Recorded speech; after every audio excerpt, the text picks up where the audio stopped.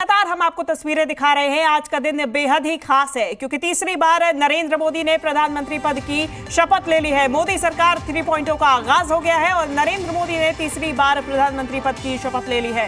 इस दौरान कई खास मेहमान मौजूद रहे हैं। अन्य राज्यों के राष्ट्रों के यहाँ पे अध्यक्ष मौजूद रहे हैं। कई शख्सियत इसके साक्षी बने हैं और सर्वप्रथम राष्ट्रपति द्रौपदी मुर्मू ने नरेंद्र मोदी को प्रधानमंत्री पद की शपथ दिला दी है। 7:15 बजे ये कार्यक्रम शुरू हुआ है और 72 चेहरे इस वक्त मंच पर मौजूद हैं। ये तमाम चेहरों ने भी यानी कि कैबिनेट मंत्रियों ने भी नरेंद्र मोदी के साथ में आज शपथ ली है। इसमें राजनाथ सिंह, अमित शाह, निर्मला सीतारमण, मनोहर लाल, शिवराज सिंह चौहान, पीयूष गोयल, तमाम मंत्रियों के नाम शामिल हैं और ये सभी कैबिनेट मंत्री अब शपथ ले रहे हैं। लगातार ये सिलसिला जारी है और 72 कुल मिला के मंत्री हैं जो कि आज नरेंद्र मोदी के साथ में शपथ ग्रहण कर रहे हैं। बेहद ही महत्वपूर्ण दिन आज बीजेपी के लिए, एनडीए के लिए। बता दें कि 7:15 बजे कार्यक्रम शुरू हुआ था। तैयारी भव्य कराई गई थी। राष्ट्रपति भवन में शपथ ग्रहण समारोह जारी है और नरेंद्र मोदी तीसरी बार भारत के प्रधानमंत्री बन चुके हैं, शपथ ले चुके हैं और मोदी सरकार 3.0 का आगाज हो चुका है। मोदी सरकार में शिवराज सिंह चौहान आप देखेंगे, मध्य प्रदेश के पूर्व मुख्यमंत्री हैं। पूर्व मुख्यमंत्री मनोहर लाल भी, हरियाणा के पूर्व मुख्यमंत्री मनोहर लाल भी इस बार केंद्रीय नेतृत्व यहाँ पे करते हुए नजर आएंगे, यानी कि हरियाणा का प्रतिनिधित्व केंद्र में करते हुए नजर आएंगे। इसके अलावा जेपी नड्डा भी अब पहुंच चुके हैं केंद्र में, यानी कि एक सवाल इधर भी है कि बीजेपी के लिए अब अगला अध्यक्ष कौन होगा। निर्मला सीतारमण, पीयूष गोयल, ये ऐसे चेहरे हैं जो दोबारा रिपीट होते हुए नजर आए हैं। इसके अलावा अन्य चेहरों को भी मौका दिया गया है। इस बार आप चिराग पासवान को भी मंत्रिमंडल में देखेंगे क्योंकि बिहार की अगर हम बात करें, यहाँ से राजनीति बेहद ही महत्वपूर्ण बीजेपी के लिए इस बार हो गई थी। सरकार बनाने में भी एक बड़ा रोल एनडीए के इन सहयोगी दलों का देखा गया है। ऐसे में जीतन राम मांझी, चिराग पासवान, जेडीयू से भी नेता, टीडीपी से नेता इस बार कैबिनेट में शामिल किए जा रहे हैं। मोदी सरकार 3.0 का आगाज हो चुका है। अगर हम हरियाणा से बात करें तो अभी तक मनोहर लाल ने शपथ ली है। इसके अलावा नाम राव इंद्रजीत सिंह का, कृष्णपाल गुर्जर का भी आगे आ रहा था और धीरे धीरे सभी जितने भी मंत्री हैं वो पद की शपथ लेते हुए नजर आ रहे हैं। सर्वप्रथम प्रधानमंत्री नरेंद्र मोदी ने अपने पद की शपथ ली है।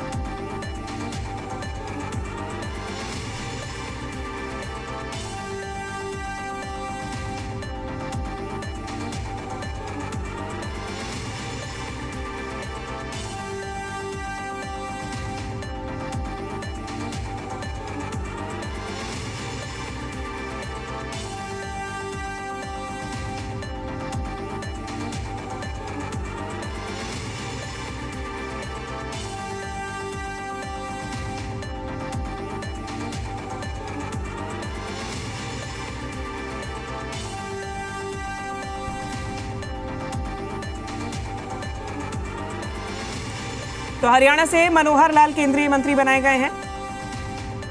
राजनाथ सिंह, ये तमाम नाम हैं। कुछ नाम हैं जो कि आप दोबारा देख रहे हैं, कुछ नए नाम हैं। मोदी सरकार में इन्हें शामिल कराया जा रहा है। नरेंद्र मोदी ने तीसरी बार पीएम पद की शपथ ली है। मोदी कैबिनेट 3.0 का आगाज हो चुका है। मोदी सरकार 3.0 का आगाज हुआ है। राजनाथ सिंह, अमित शाह, जेपी नड्डा ने शपथ ली है। नरेंद्र मोदी ने पीएम पद की शपथ ली है। हरियाणा से मनोहर लाल केंद्रीय मंत्री बने हैं और हमारे साथ में कुछ खास मेहमान लगातार हमारे साथ बने हुए हैं। हमारे साथ दिनेश गैत जी जुड़ गए हैं, राजनीतिक विशेषज्ञ हैं। एक बार फिर बहुत स्वागत है सर आपका। और लगातार हम देख रहे हैं कि आज का ये समारोह बेहद खास रहा।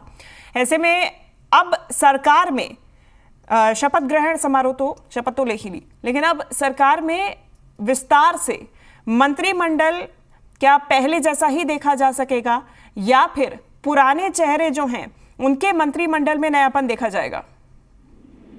जी शुभंकर जी, देखिए ऐसा है कि इसमें एक तरह से कोई दो राय नहीं है कि जैसे प्रगति का जो पथ जैसे पहले अग्रसर थे, जिसपे मतलब कि मोदी सरकार जो थी, उसी पर देखिए ऐतिहासिक पहले जिसके हम लोग सभी साक्षी हैं कि 3.0 जो मोदी सरकार है, तो अपने तरीके देखिए पहले से बेहतर काम करने की कोशिश करेगी, क्योंकि देखिए जनता के बीच में पहले इन्होंने वादा किया था, बहुत सारे पहले नवाचार किए थे, और अगली बार फिर हमें जैसे कि इस बार भी हमें देखने को उस प्रकार से मिलेगी, क्योंकि देखिए इस तरह बहुत एक्सपीरियंस कैबिनेट है। 43 वाला 43 इसमें मंत्री ऐसे हैं जो 3 बार या 3 बार से ज्यादा कार्यकाल उनका रह चुका है सदन में, तो अपने तरीके से उनका अनुभव जो है उसका लाभ सारे देश को मिलेगा।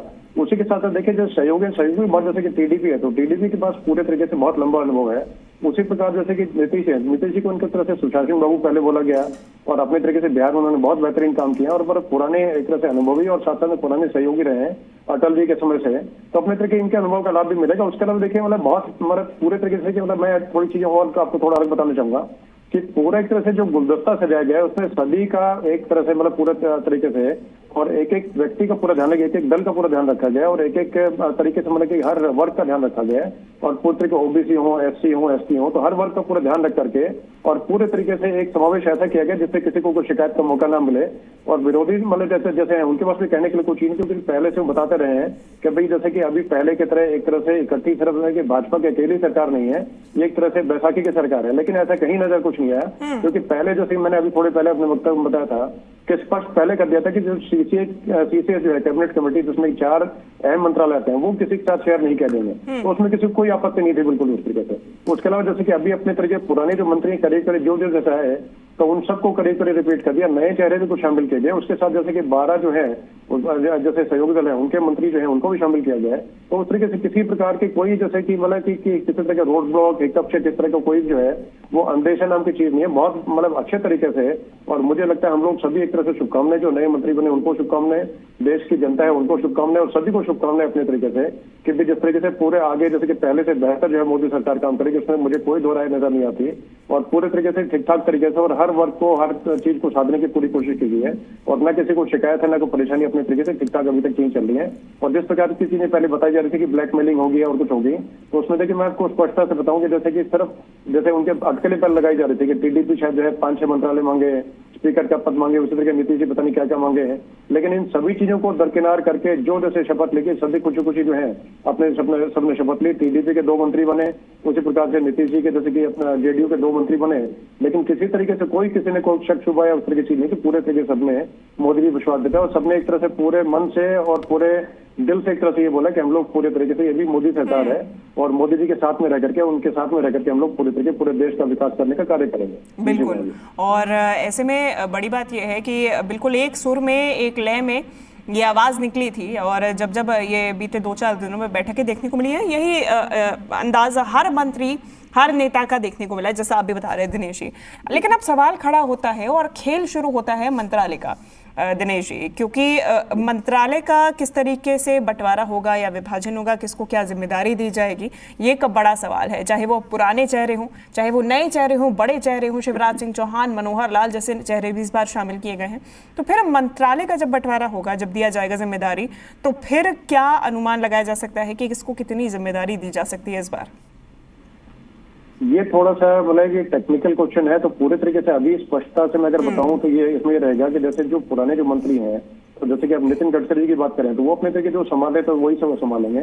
दूसरा जैसे कि शिक्षा का मंत्रालय है, तो शिक्षा का मंत्रालय से उसको जैसे कि मतलब कुछ चीजें जो है वो अपने तरफ जैसे 2 नए, जैसे आपने दोनों अभी जो जिनका जिक्र किया कि शिवराज जी बहुत बड़ी लीड के साथ में, और उनका जैसे कि 18-19 साल का मुख्यमंत्री काल रहा, और उसके अलावा जैसे एक तरह से मतलब उनका अपना तो जो है मतलब मध्य प्रदेश के साथ सिर्फ नहीं, उनका उससे पहले भी अनुभव बहुत ज्यादा भाजपा में रहा है, और अपने तरीके से पूरे देश में जो है एक तरह से पूरे माने जाते हैं, चर्चित है अपने तरीके से, और बहुत पॉजिटिव नेता है अपने तरीके से, और पूरा मैं कि भाजपा में पूरा उनका और पूरा वर्चस्व है। तो अभी देखिए पूरा देश जो है उनके काम का अनुभव लेना चाहता है, तो उसमें उनको कोई ना कोई मंत्रालय कौन सा मतलब हो सकता है, शिक्षा दिया जाए, हो सकता है हेल्थ का दिया जाए, कौन सा दिया, लेकिन कोई अहम मंत्रालय जहाँ पंचायती राज का दे सकते हैं, तो कोई ना कोई ऐसा अहम मंत्रालय दिया जाएगा जिसमें कि वो पूरे तरीके से अपने हुनर को जो है वो तराश के, जो पहले से उनके पास जो है, तो उसको पूरे तरीके से लाभ पूरे देश की जनता उठा सके। उसी प्रकार से मनोहर लाल जी जो है संघ के पुराने मतलब अपने कार्यकर्ता रहे, संघ के पुराने नेता रहे, उसी प्रकार से मुख्यमंत्री काल उनका जैसे कि रहा बहुत बेहतरीन रहा, तो और बहुत सारी चीजें ऐसी हैं जो उनमें अपने तरीके से और पूरे एक तरह से एकजुट होकर जैसे कि पूरे भाजपा के लोगों के साथ परिवार की तरह चलते रहे। तो अभी मुझे लगता है कि उनको भी कैबिनेट में कोई ना कोई ऐसा कि ऊंचा कोई मतलब कोई ऐसा मंत्रालय दिया जाएगा जिसमें अपने तरीके से वो पूरा मतलब कि भलाई के लोग कल्याण के लिए या अन्य कुछ चीजें की जाए। और दूसरा जैसे कि आते हैं जैसे कि साथ में जो दल जो है अलायंस पार्टनर्स है, तो अलायंस पार्टनर्स के बारे में स्पष्टता ये है कि जैसे कहीं ना कहीं जैसे किसी एमओएस को अगर कहीं स्थान दिया गया, जैसे कि दो जैसे कि मतलब मैंने भी जिक्र किया था आपको कि जेडीयू और जैसे कि टीडीपी दो मतलब उनके मंत्रालय हैं, तो उनको मंत्रालय कौन से क्या वो स्पष्टता मुझे लगता है कि एक दो दिन में हो जाएगी। क्योंकि जैसे कि अभी अगर स्पष्ट क्लियर करते हैं तो कुछ चीजें में हो सकता है कि वो किसी चीज से सहमत नहीं होते तो वो सब चीजें बाहर पर्दे के बाहर की चीजें मतलब जैसे बाहर पर्दे की बाहर खोल के चीजें नहीं बोली जाती, कुछ चीजें बंद कमरों के अंदर में डिस्कशन होती है। तो वो अपने तरीके से उनकी राय मान करते हैं। और जैसे क्योंकि जैसे कि अपना पहले की बातचीत में और अपनी बातचीत थोड़ा फर्क ही है कि अभी जैसे जो सहयोगी दल हैं तो उनके साथ साथ चल करके उनकी राय जो है राय सिर्फ मतलब कि मानने की नहीं, सिर्फ दिखाने की भी चीजें होती हैं कि कभी कभी जैसे कोई छोटी छोटी चीज है मतलब वो बहुत बड़ी बात बन जाती है। तो किसी भी चीज का हर चीज का पूरा ध्यान रख करके और मोदी सरकार पूरी तरीके से ये करने की कोशिश करेगी कि हमारे सहयोगी जो है वो भी हमारी फैमिली के सदस्य, हमारे परिवार के सदस्य हैं, तो सबसे राय करके और ये परिवार के अंदर बैठ करके अपने बंद कमरे बैठ करके अपने तरीके से मंत्रालयों के बंटवारा जो है जो भी जैसे रहेगा तो वो एकजुटता के साथ करके और समरसता से करके और बाहर निकलेगा। और मुझे लगता है जो भी परिणाम निकलेगा बेहतरीन निकलेगा और पूरे देश के हित में रह जाएगा। निश्चित रूप से मैं लौटूंगी दिनेश जी आपके पास। हमारे साथ वरिष्ठ पत्रकार रायतपन भारती जी भी जुड़ गए हैं। रायतपन जी बहुत स्वागत है आपका। और सवाल तपन जी अब मेरा आपसे ये रहेगा, चूंकि आप देख रहे हैं कि जिस तरीके से चयन किया गया है और शपथ ली गई है, सबको खुश करने की कोशिश भी की गई है और एक नए अंदाज से मोदी सरकार 3.0 को चलाने की कोशिश रहेगी, ये साफ तौर पे नजर आ रहा है। तो ऐसे में क्या अब इस कार्यकाल में जो प्रायोरिटीज हैं इस सरकार की देखी जा सकेंगी?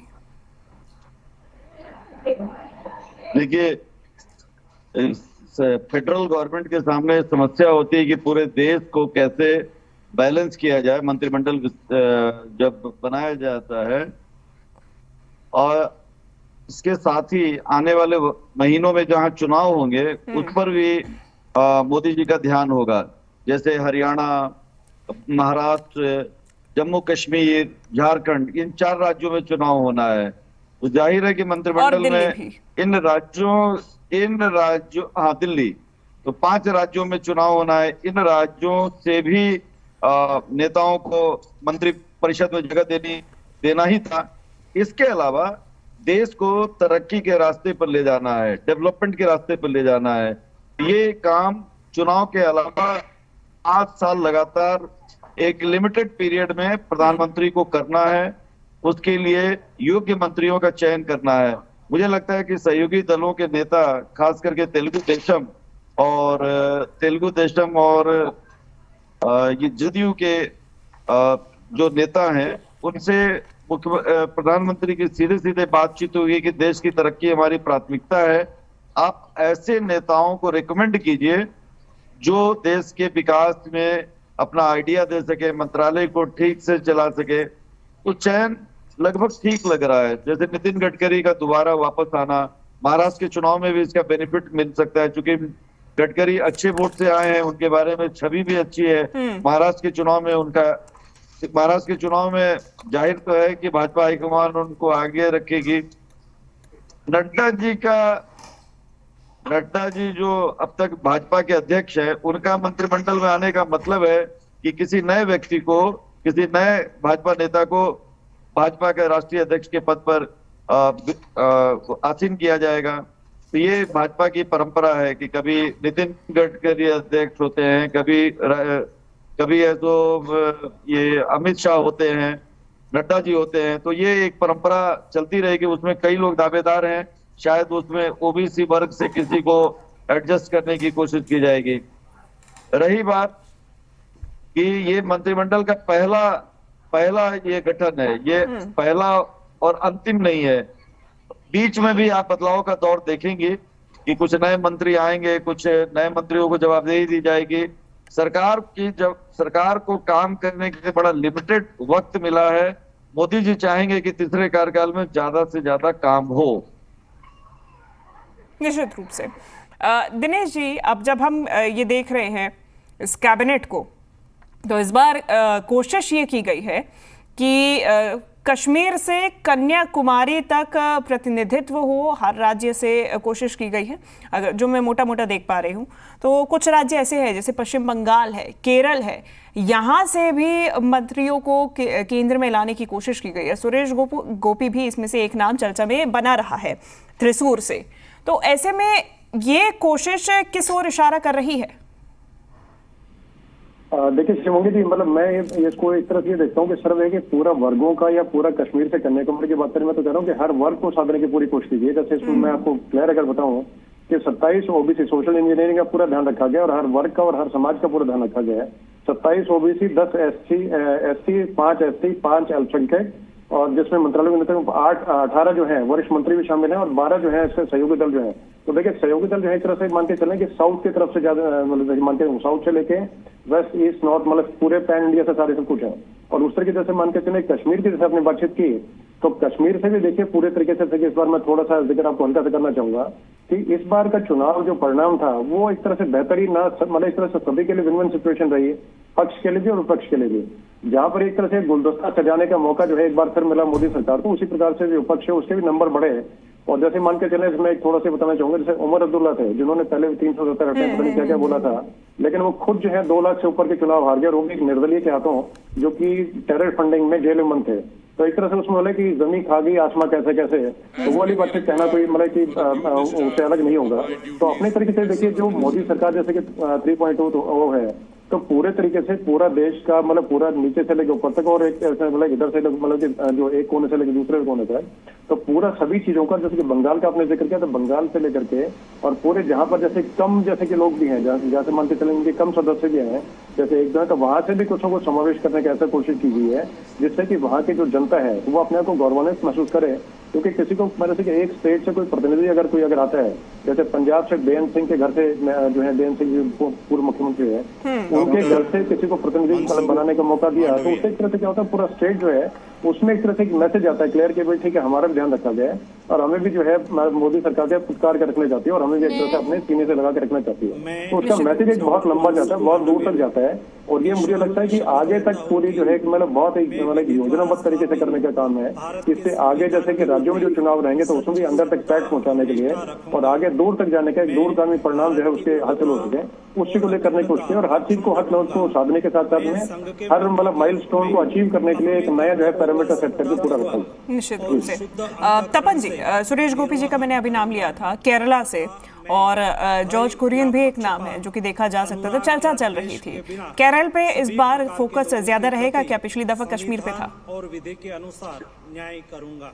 देखिए कश्मीर तो भाजपा के एजेंडा में शामिल है, वहां पर धारा अनुच्छेद 370 हटाने के में तो कामयाबी मिल चुकी है।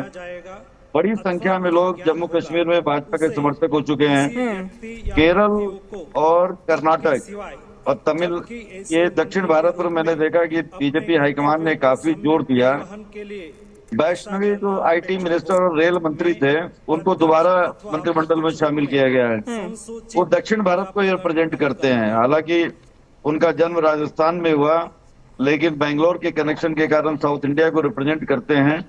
तो आप गौर कीजिएगा कि जो काम करने वाले, जो मेहनती मंत्री हैं, जो इमेजिनेशन वाले हैं, कल्पनाशील हैं, उन मंत्रियों को जगह दी गई है। सीतारमण को भी जगह मिली है, लेकिन कोई निश्चित नहीं है कि ये निश्चित नहीं है कि सीतारमण को वित्त मंत्रालय मिलेगा ही, क्योंकि वित्त मंत्रालय के पास बहुत बड़ी जवाबदेही होती है। कहीं ना कहीं उनकी आलोचना भी सोशल मीडिया में या राजनेताओं में हुई है। तो अब सहयोगी जो दल हैं उनको कौन सा विभाग मिल सकता है, उसके बारे में हम बता सकते हैं कृषि मंत्रालय। कभी नीतीश कुमार कृषि मंत्रालय में बैठा करते थे कैबिनेट मंत्री के, तो कृषि मंत्रालय, फूड मिनिस्ट्री, ऐसे कुछ विभाग हैं जो सहयोगी दलों को मिलना तय है। निश्चित रूप से, और इसकी चर्चा अब से कुछ देर पहले हम कर भी रहे थे। ठीक है, मैं लौटूंगी आपके पास में। बात अगर करें दिनेश जी संघ की, कई हमने पिछले कार्यकाल के दौरान बीजेपी की तरफ से भी बयान सुने हैं संघ को लेके। इस बार कितनी छाप आप देख पा रहे हैं इन कैबिनेट मिनिस्टर्स में संघ की? सभी प्रकार के लोगों के प्रति देखिए, छाप की बातचीत का देखें तो एक तरह से कि संघ का जैसे पॉलिटिकल आउटफिट है भाजपा, तो देखिए छाप तो पूरी रहेगी कहीं ना कहीं। जैसे एक तरह से मान के चले हैं कि जैसे वहां से नागपुर से जैसे एक तरह से देखते पूरा जैसे एक तरह समावेश किया था चीजों का, कि वहां पर बैठ के जैसे बैठक सारी उसमें जैसे एजेंडा जो बनता है कि हमने इस बार जैसे इस तरीके से, और वो एजेंडा जो था पूरे देश के हित को लेकर के किया था और पूरा देश और विदेश सभी के बारे में मंथन करके किया था। जैसे अभी जैसे आपने दो नाम अभी जैसे पूरे मुखर रूप से बताए थे, शिवराज जी और जैसे कि मनोहर लाल जी, तो दोनों ही संघ के पुराने कार्यकर्ता हैं और इसी तरीके से गडकरी हैं तो वो तो नागपुर के फेवरेट हैं। तो उसी तरीके से देखिए जैसे मतलब अपने तरह से ठीक है पॉलिटिकल आउटपुट में आ गए हैं, लेकिन कहीं ना कहीं अपने तरीके से संघ का जो एजेंडा है पूरे तरीके से जिसमें कि सर्वजन हिताय सर्वजन सुखाय, तो उसी को लेकर आगे चलने का काम करते हैं। और पूरे तरीके से संघ की जो छाप जैसे कि इस तरह के विपक्ष के द्वारा बताया गया था पहले कि कुछ चीज लेकर के वही जैसे कि मतलब एजेंडा फैलाया गया कि ये अगर आएंगे इस बार 370 इनको अगर मिल गई, भाजपा को मिल गई तो आकर के आरक्षण समाप्त कर देंगे, जबकि ऐसे कोई बातचीत थी नहीं। अगर समाप्त करना होता तो पिछले देखिए 2 कार्यकाल बिल्कुल निरंतर चलते रहे और उसमें पूरा पूर्ण बहुमत था। अगर करना होता तो पहले समाप्त कर रहे थे। तो इसी तरह की चीजें हुई कि संघ का देखिए छाप तो पूरी रहेगी, उसमें कोई डाउट कहीं से कुछ भी नहीं है, पहले भी रही है आगे भी रहेगी। लेकिन वो जैसे कि जो एजेंडा जैसे कि अपने तरीके से लेके विपक्ष होता है तो वो ऐसी कोई चीज कुछ नहीं है। जैसे आपने 3-4 नेता मैंने भी नाम थे, राजनाथ सिंह, उनका भी जैसे पूरे तरीके वर्चस्व रहा है, और जैसे नड्डा जी, तो नड्डा जी मतलब पूरे मतलब की मजबूत पुराने तरीके से संघ के कार्यकर्ता रहे और संघ के कार्यकर्ता जैसे इस तरह के मोदी जी भी रहे। तो देखिए सभी जाकर जैसे उसमें है तो वो संघ के कार्यकर्ता ही है और संघ एक तरह से पॉलिटिकल आउटपुट जैसे मैंने बताया, तो अपने तरीके से पूरा कल्याणकारी योजना है उनको पूरे तरीके से संघ की देखरेख में और भाजपा के एक तरह से एग्जीक्यूटिव जो कमेटी है तय करके सभी चीजों को और नीचे तक उतारने का पूरा प्रयास करेगी और एक एक चीज को एक एक पैरामीटर को पूरे तरीके सेट करके जैसे कि पहले के जो मंत्री हैं दोबारा वही मोस्टली रिपीट करें, जैसे राजनाथ सिंह जी हो गए या जैसे मैंने और जो नाम आपको बताया, तो ज्यादातर मानते चले कि वही मंत्री रिपीट करके, तो उससे क्या है कि किसी भी तरह के जो है वो रोड ब्लॉक नहीं लगेगा और अपने तरीके से अपने अपने मंत्रालय में बेरोक टोक काम करने का और लक्ष्य जो पहले से सेट किया था 2047 का जो 2047 का विजन जैसे मोदी जी का था और पूरा जैसे इकोनॉमी को पूरा एक तरह से कि वर्ल्ड की तीसरी सबसे बड़ी इकोनॉमी बनाने में, तो मुझे लगता है कि पूरी तरीके जैसे कि उसमें सफल रह पाएंगे। और दूसरे 4 अहम मंत्रालय के जैसे मैंने जिक्र किया था कि होम हो गया, फाइनेंस हो गया, डिफेंस हो गया और ये फॉरेन अफेयर्स हो गया। तो उसमें देखिए जैसे 2 मंत्रालयों के डिफेंस हो गया और फॉरेन अफेयर्स की एक तरह से विदेशी जो चीजें हैं उनको और अपने बॉर्डर को पूरा सुरक्षित करने के लिए, चहुओं के विकास के लिए बहुत ही आवश्यकता है, इसलिए किसी और के हाथ में देने का इनको ये कहीं ना कहीं जैसे उससे ये लगता है कि कहीं ना कहीं जो प्रगति है देश की वो हैम्पर हो रही है या कहीं ना कहीं किस तरह की रोकटोक या किस तरह के एजेंडा से भटकने का कारण ना हो, इसलिए उसको सुनिश्चित करने के लिए स्पष्ट किया। और दूसरा होम और फाइनेंस को इसलिए साथ में पास में रखने का बताया कि किसी भी तरह की चीजें जो है वो इनके हाथ से और वो जो भी चीजें कुछ भी रहे तो एक तरह से जो पहले के जो पैरामीटर्स और जो पहले से पॉलिसी जो चल रही है निर्मला सीतारमण जी के बेहतरीन कार्यकाल में उस तरीके से होम में अमित शाह जी जो है उन्होंने बेहतरीन काम किया पूरे तरीके से, तो उस चीज को पूरा आगे ले जाने का काम और किसी भी तरह की जो चीज पहले जो नोटबुक में इनके लिखी हुई थी चीजें कि ये प्रगति के काम हमें करने, ये विकास कार्य करने हैं, तो उस तरीके से उसके साथ शिक्षा पे इस बार का जैसे एजेंडा जो है वो और अहम रहेगा। शिक्षा पे और ज्यादा विस्तार और ज्यादा चीजें हमें बदलाव देखने को मिलेगा। ठीक है, और ये हालांकि और ज्यादा स्पष्ट 1-2 दिन में हो पाएगा, लेकिन अब देखने वाली बात होगी कि मंत्रालय किस हिसाब से विभाजन किया जाता है। दूसरी तरफ अगर हम तपन जी बात करें कि कुछ ऐसे बड़े नाम थे जो कि पिछले कार्यकाल में काफ़ी ज़्यादा देखने को मिले थे, उनके काम भी काफ़ी ज़्यादा चर्चा में भी बने रहे थे, चंद्रशेखर, अनुराग ठाकुर, ये ऐसे नाम थे। स्मृति ईरानी, हालांकि हम बार बार नाम नहीं इसलिए लेंगे क्योंकि अब वो चुनाव ही नहीं जीत पाई तो फिर कैबिनेट में होने का सवाल नहीं। तो दूसरी तरफ इन नामों को इस बार दूर रखा गया है कैबिनेट से, इसके क्या मायने?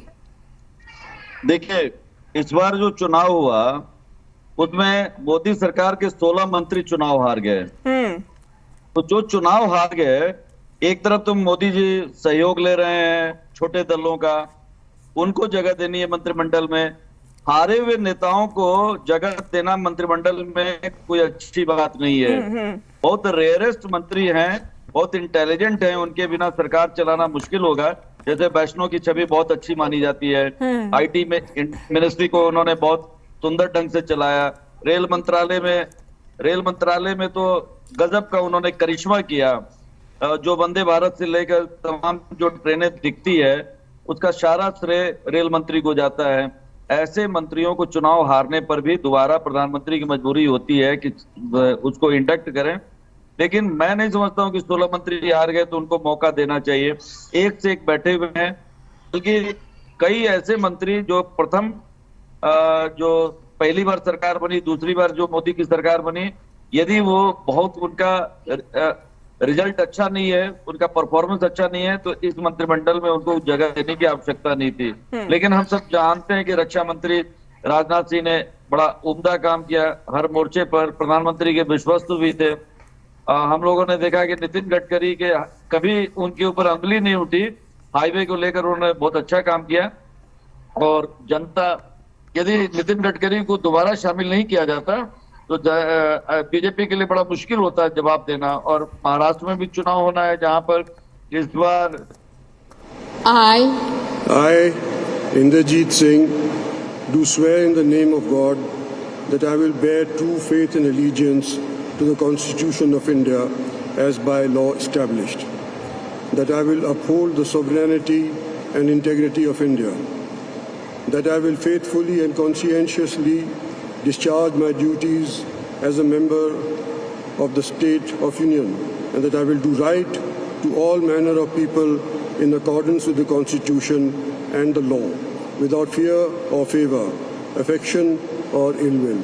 I, Inderjeet Singh, do swear in the name of God that I will not directly or indirectly communicate or reveal to any person or persons any matter which shall be brought under my consideration or shall become known to me as a Minister of State for the Union, except as may be required for the due discharge of my duties as such Minister of State.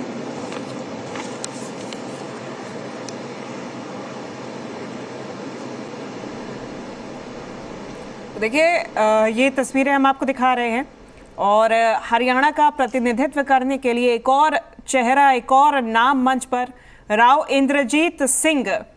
और इसके पहले मनोहर लाल ने cabinet मंत्री पद की शपथ ली है और राव इंद्रजीत सिंह ने हरियाणा का प्रतिनिधित्व करते हुए मोदी कैबिनेट 3.0 में जगह बना ली है। साथ ही साथ ये तस्वीरें सामने आ रही हैं, राव इंद्रजीत सिंह भी हरियाणा का प्रतिनिधित्व करते हुए मोदी कैबिनेट में नजर आएंगे। बड़ी जिम्मेदारी भी दी जा सकती है। जितेंद्र और ये तस्वीरें सामने, जहां पर हरियाणा की तरफ से एक और चेहरा राव इंद्रजीत सिंह का देखा जा रहा है। तपन जी, माफ़ी चाहती हूँ, रुकना पड़ा था क्योंकि ये जो तस्वीरें लगातार सामने आ रही हैं, लगातार शपथ ग्रहण समारोह जारी है और चूंकि हरियाणा से महत्वपूर्ण हो जाता है कि इस बार एक नहीं बल्कि 3 चेहरे रहेंगे प्रतिनिधित्व करने के लिए, तो इसके भी क्या मायने हम निकाल सकते हैं आगामी विधानसभा चुनावों को लेके? तपन जी, शुरू से ये बात कह रहा हूँ कि हरियाणा, महाराष्ट्र, झारखंड बीजेपी के एजेंडे पर प्राथमिकता के तौर पर रहेंगे। हरियाणा में किसी भी हाल में भाजपा हाईकमान नहीं चाहेगा कि उसके हाथ से राज्य सरकार की सत्ता निकल जाए। इसीलिए राव इंद्रजीत सिंह जो आए हैं, ये एक बड़े नेता है, कद्दावर नेता हैं और तीसरी बार या चौथी बार गुड़गांव से इन्होंने चुनाव जीता है। जी, तो मैं कुल मिलाकर मानता हूं कि हरियाणा से 3 या 4 नेताओं को मंत्रिपरिषद में आने की संभावना थी। महाराष्ट्र से भी मैं उम्मीद करता हूं कि 3 से 4 की संख्या होनी चाहिए। मंत्रिमंडल का शपथ होने के बाद ही पता चल पाएगा कि किस राज्य को कितना तरजीह मिला। हाँ, ये जरूर है कि आपको याद होगा मोदी जी ने कहा था कि 100 दिन का एजेंडा, 6 महीने का एजेंडा और 5 साल का एजेंडा और 2050 का भी एजेंडा, मतलब उनके सामने हर तरह के एजेंडा बने हुए हैं। इन मंत्रियों को अगले 100 दिन में रिजल्ट देना भी पड़ेगा।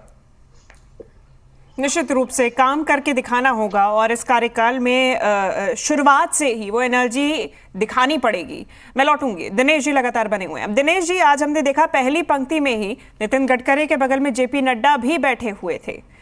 तो अब चूंकि जेपी नड्डा मोदी कैबिनेट में शामिल होने जा रहे हैं, हो गए हैं, शपथ ले ली है, तो ऐसे में अब एक बड़ा सवाल ये खड़ा होता है कि एक पद छोड़ के दूसरा पद ग्रहण कर रहे हैं, यानी कि बीजेपी के राष्ट्रीय अध्यक्ष का। तो अब ये जिम्मेदारी किसके ऊपर जाएगी, ये भी एक बड़ा सवाल खड़ा हो रहा है।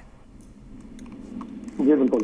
देखिए ऐसा कि मतलब पहले जैसे इनका कार्यकाल पहले समाप्त होना था, लेकिन 30 जून तक एक्सटेंशन को दे दिया गया था लोकसभा चुनाव के नाते। तो अभी देखिए इनके बाद में अब जिम्मेदारी जैसे भाजपा जो है अपने तरीके से अपने घर में जैसे मतलब किसको देखा दे वो तो एक अलग विषय है, लेकिन अपने तरीके से बहुत सारे वरिष्ठ नेता इनके पास में है जिम्मेदारी जैसे इसको संभालने के लिए, जिनका बहुत लंबा अनुभव है। और अपने तरह के कार्यकर्ता जैसे कि बहुत सारे कार्यकर्ता मतलब, क्योंकि भाजपा एक तरह से जो है मतलब एक तरह से पृष्ठभूमि जो होती है सबकी वो कार्यकर्ता की होती है। उसके बाद में कार्यकर्ता की वजह जिम्मेदारी जो जैसे मिलती है उससे अगर हटते भी हैं तो वो कार्यकर्ता के नाते और एक तरह से कार्यकर्ता के तौर पर ही काम करते हैं जो नीचे ग्रास रूट लेवल है।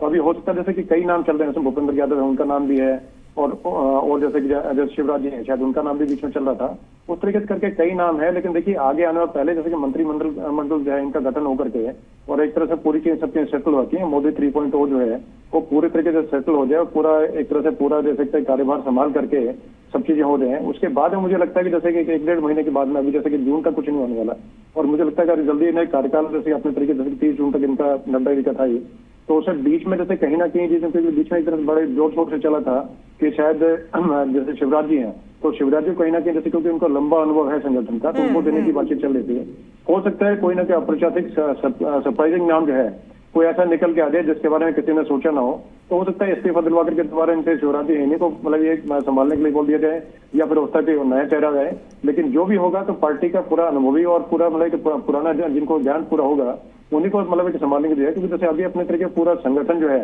उसके साथ साथ सरकार दोनों का समन्वय बिठाना, तालमेल बिठाना, क्योंकि आगे जैसे आने वाले बहुत सारे चुनाव जैसे हरियाणा का चुनाव होगा, दिल्ली का चुनाव हो गया, तो अहम चीजें बन जाएगी जैसे कि जो राष्ट्रीय अध्यक्ष जो बनेंगे उनके कंधे पे भी बहुत सारी जिम्मेदारी रहेंगी। जैसे अभी आपने राव इंद्र जी का जिक्र किया, तो मैं इसको थोड़ा बचाना चाहूंगा कि जैसे कि उनको देने की जगह देने का एक बहुत बड़ा रीजन ये था कि 6 बार लोकसभा प्रतिनिधित्व हरियाणा का करने वाले सबसे सीनियर मोस्ट एक तरह से हैं, तो उनको भी एक तरह से देना जरूरी था। और लगातार 5 बार मंत्री रह चुके, पहले कांग्रेस में थे तो कांग्रेस में मंत्री है और लगातार तीसरी बार फिर मंत्री बने।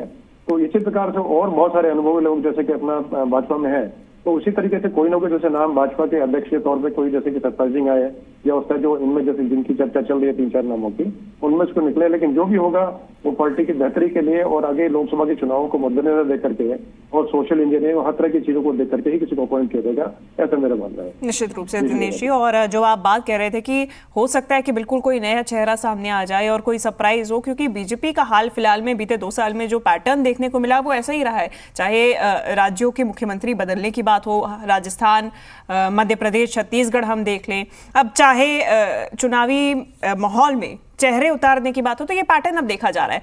तपन जी इस बीच कुछ कहना चाह रहे हैं। तपन जी, मैं ये कह रहा हूं कि यदि आज के मंत्रिमंडल शपथ ग्रहण में भूपेंद्र यादव ने यदि शपथ नहीं लिया है तो भूपेंद्र यादव नरेंद्र मोदी के बहुत ही विश्वस्त साथी हैं, और पहले भी 2 साल पहले भी भूपेंद्र यादव के अध्यक्ष बनने की बात आई थी। वो राजस्थान को बिलोंग करते हैं और कर्मठ और ईमानदार नेता में शुमार है, और संघ से उनकी शुरुआत हुई थी ये सामाजिक जीवन की। तो मुझे पता नहीं है जितने मंत्रियों ने शपथ लिया, आप लिस्ट देख लीजिए। सर, उन्होंने नहीं लिया है, ना ही अभी तक उनका नाम आगे है। हाँ, तो भूपेंद्र यादव ओबीसी समाज को बिलोंग करते हैं, मोदी जी के सबसे ज्यादा विश्वस्त साथी हैं, और ओबीसी नेता को लाने से बीजेपी को कहीं ना कहीं अगले चुनाव में फायदा होगा, क्योंकि ओबीसी और दलित समुदाय ने जो यूपी में बीजेपी को जो वोट नहीं दिया उसकी वजह से करारी हार हुई, बीजेपी की करारी हार हुई। तो मुझे काफी हद तक संभावना लग रही है कि भूपेंद्र यादव को जगह मिलेगी। आपको अधिक से अधिक 4-5 दिन में ये ऐलान हो जाएगा और इससे फायदा भी होगा, आपका ये कहना है। दूसरी तरफ अगर बात करें, हर्ष मल्होत्रा को जगह देने की बात बार बार कही जा रही, और दिल्ली का प्रतिनिधित्व करते हुए नजर आएंगे इस बार। नहीं, हर्ष मल्होत्रा को दिल्ली की जिम्मेदारी मिल सकती है। मुझे नहीं लगता है कि पार्टी अध्यक्ष, राष्ट्रीय अध्यक्ष नहीं, राष्ट्रीय अध्यक्ष नहीं, कैबिनेट मिनिस्टर्स की बात चल रही है सर। हाँ, कैबिनेट दिल्ली से तो नहीं है, क्योंकि दिल्ली में चुनाव होना है, और इस बार चाहे कि बीजेपी की आम आदमी पार्टी। ठीक है तपन जी, मुझे एक बड़ा अपडेट अभी आया है, भूपेंद्र यादव की तरफ से शपथ ली जा चुकी है। अच्छा, तब तो भूपेंद्र यादव शपथ ले चुके हैं, तो संभावना है कि कोई और किसी और नेता को बीजेपी का अध्यक्ष बनने का मौका मिलेगा। तो ये अभी मंथन किया जाएगा आगे, और ये भी एक बीजेपी की तरफ से अगर हम कहें तो मंथन का दौर इसमें देखा जाएगा। दूसरी तरफ अब हम देख रहे हैं कि चिराग पासवान की तरफ से शपथ ली जा चुकी है। बिहार में भी जो फॉर्मूला है वो सोच समझ के तय किया गया है, और 6 कैबिनेट मिनिस्टर्स यहाँ से अगर फॉर्मूला के हिसाब से हम देखें तो यहाँ से प्रतिनिधित्व करते हुए नजर आएंगे। दिनेश जी।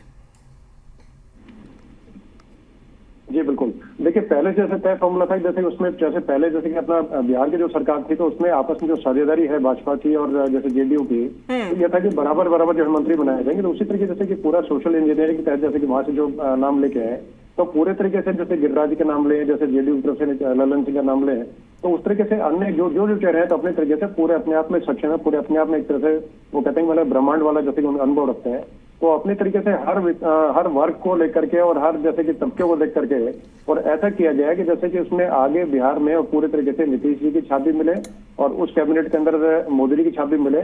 और जैसे पूरे जैसे कि देश की अगर बात करें तो 3N का जो फैक्टर है, नीतीश, नायडू, नरेंद्र, इन तीनों का जो फैक्टर है पूरी तरीके से और देश के लिए शुभ रहे। और उसी प्रकार जैसे कि नीतीश जी का और मतलब तीनों जो N जो है उसी तरीके से तीनों की जो छाप है, क्योंकि जैसे कि N अगर जैसे कि इनको नायडू अगर बोले तो नायडू एक तरह से टेक से भी है, उनको टेक का बहुत मतलब बड़ा अनुभव है। और हो सकता है कि मंत्रालय जैसे IT या इस तरह का कोई मंत्रालय भी कल को मांगने का काम करें या आपस में अंदर से जो जैसे बातचीत चले, अभी फिलहाल उसमें समय है थोड़ा। लेकिन बिहार के लिए एक तरह से जो चीजें हैं तो पूरे तरीके से समीकरण जो बना करके और पूरा जातीय समीकरण और हर तरह के समीकरण बना के विकास को आगे बढ़ाने का कार्य को लेकर के, जिससे कि बिहार को है मतलब एक तरह से प्रोग्रेसिव स्टेट बनाने के लिए और उस तरीके से जैसे कि स्पेशल स्टेटस दिलाने की बातचीत पहले नीतीश जी ने कही है। उसके अलावा जो जो नाम जैसे जेडीयू की तरफ से हैं और उन्हीं के जैसे कि नीतीश जी के परामर्श के द्वारा ही और साथ साथ में लेकर के जो जैसे कि नाम वहां से जो प्रदेश से बीजेपी के हैं